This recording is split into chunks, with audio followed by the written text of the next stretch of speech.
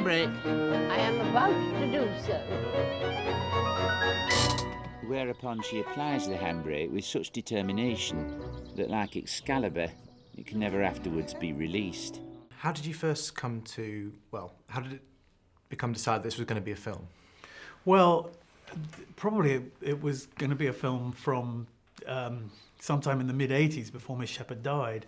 Alan Bennett wrote a diary right through her residence in his drive. He published a diary in I think 1989 in the London Review of Books. He wrote a play 10 years later based on the diary. And now 15 years after that, he finally wrote a screenplay. It was always Maggie Smith. She morphed into Maggie Smith as he was writing the play. So I think, you know, one of the things the film's about is a writer realizing that his best material is living on his front doorstep and wondering what form the story of her life might take. And when did you come to know you'd be directing? Well, I've been directing Alan's plays for 25 years now, and we've done 3 films together. This is the 3rd. So it was really a matter of finding the right time to do the film. I know we talked about it 15 years ago when we did the play, but we all kind of went our separate ways then. Then Alex Jennings played Alan in a double bill of plays that Alan wrote called Untold Stories about 3-4 years ago at the National Theatre, and we realised he was playing Alan so beautifully that it was time to think of this story again. How's your old lady, they say, which is what people call a wife. Your old lady. Where's your old lady? Oh, she's still there. I'm still here. Your mother died, didn't she? No, she's still here too. She's in a home. Except she's not all there. She's not anywhere. Well, should we make that plain in the play? No. It's classified information. How did you first come to get involved in the film? Well, I'd played Alan in 2 little short pieces that he wrote, one called Him, which is a kind of musical memory piece, and he then wrote a companion piece to that called Cocktail Sticks, which is about him and his parents, and they were put on at the National Theatre, and he'd initially suggested that I play him, so I kind of had his approval from about 4 or 5 years ago, and I've known him for 25 years, so I don't think he'd ever seen me do him, but he suggested me, so that kind of gave me confidence, and that I think these 2 pieces that we did at the National suggested to Nick Hytner, the director of the movie, that they might revisit the idea of doing a film with Lady in the Van.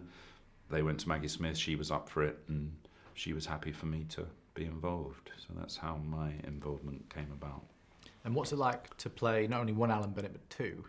Well, Alan gives you all the clues in the writing as to the differences between Alan the writer and Alan the person who's living the life or not living an exciting enough life in the view of Alan the writer.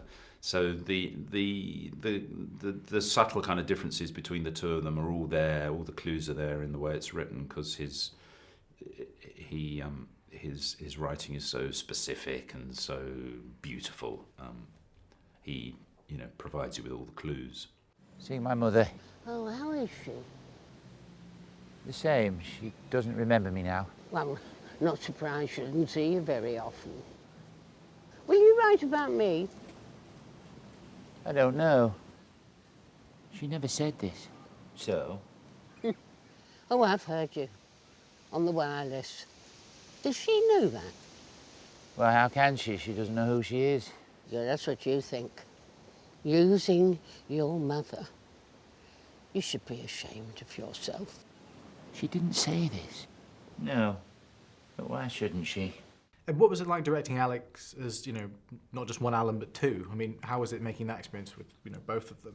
Well, it wasn't hard for me. I think it was hard for him and hard for the visual effects guys, whose job it was to put the 2 shots together in which he'd played both Alan Bennett. So the conceit is that Alan Bennett, the writer, watches himself go through the experience of being bullied, pushed around, patronised by Miss Shepherd, by the other residents in the street. There's always a bit of him that's looking on observing and shaping and interpreting and wondering how to turn it into art, into theatre, into film.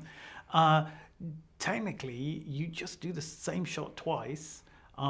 Once with Alex playing the first Alan Bennett, then the second time with Alex playing the second Alan Bennett, and then somebody takes those two shots and merges them. We do one set up on me as the writer who doesn't wear a tie, and I work with an actor called George Taylor who I'd rehearsed the scenes with, and he learnt the part as well, and he was a fantastically supportive presence on the set, and really important for me that he was there.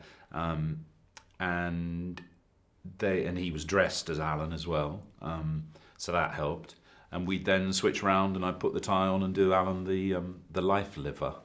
And so that was a really kind of interesting process as well. And then the special effects people moved in and made it look like it was just me. And what was it like seeing yourself like that for the first time? It was, I mean, it's horrible watching yourself on screen, because you always want to go back and do it again. But I love those. I really like those scenes, and the technical wizardry is fantastic. You know, we're not talking Star Wars, but is not what was required. But it's seamless and kind of beautiful, and you don't question, I don't think, the fact that there are two Alans. Mr. Bennett! Mr. Bennett, you know, I don't like the three-wheeler standing in the street. You see, if you pushed the van in front of your window, I could get the Reliant in there on the drive. There's tons of room. So I have the van and the Reliant. Yeah, I've had guidance. That's where it should be. You know, in terms of vandals. Guidance from whom? I'm not at liberty to speak. And how was working with Maggie, who obviously is the towering centrepiece of the whole thing? Maggie Smith is, in my view, the greatest actress there is. I think she's a phenomenal talent. I'd worked with her before on stage, so I had her approval as well. And I've always found her incredibly supportive and collaborative and exciting person to work with. And the resources she has to draw on, the experience she has to draw on, are so phenomenal. And her performance in this, I think, is remarkable. And the openness and the rawness of it, it's without vanity, her work. She's the business.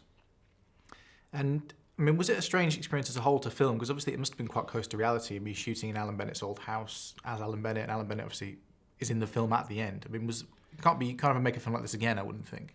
Well, the Alan cycling down the street at the end, that was a kind of weird moment. And just before we filmed that, he gave me his overcoat to wear, and I wear his ties as well in it. Filming in the house where it all happened, and the van was back in the driveway, was an enormous help, and really brought it home to you what an extraordinary story this is of how close she was. You have to go round the van to get to the front door. She was kind of just there. And the people of Gloucester Crescent, a lot of them remember her, were able to kind of give us their stories and memories of this extraordinary, nightmarish, sort of magnificent person. Now she is on the premises, I sometimes get a glimpse of Miss Shepherd praying, and it is seldom a tranquil or a meditative process. I hunger and thirst for the The fervour of her intercessions rocking her to and fro.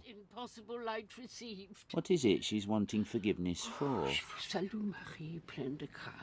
I used to pray myself when I was young, but never like this. I mean, it must be strange making a film like that with everything being quite so close to reality, because, you know, when you turn the cameras on and everything's just kind of there the same, it must be odd. Well, the big question that everybody asks about this story, this true story, is how on earth did he allow her to take over his life for 15 years? How could he have put himself in that position where this magnificently ungrateful, brilliantly humorless, I mean, that's why she's so funny, because she has no sense of humour whatsoever. This aggressive old lady is living in her van hard up against his front door. How did he allow this to happen? Well, I think, the film gives lots of answers to that question. It isn't a simple one-sentence answer. But when you make the film, when you're there in his study, sat at his desk, looking out onto this van just a few feet away, and Maggie Smith is inside the van, you think, well, if she decided to stay in this van for 15 years, I wouldn't dare move her along. So Miss Shepherd, I think she had that kind of permanence. What are you doing? Looking at my things? Well, I thought you might be ill or dead. Dead? Me? I was concerned. You were nosy. I hadn't seen you. I'm sorry. I'm not dead. You'll know when I'm dead. I'm sorry. Dead? Me? I shan't die in a hurry, I can tell you. Dead? Don't make me.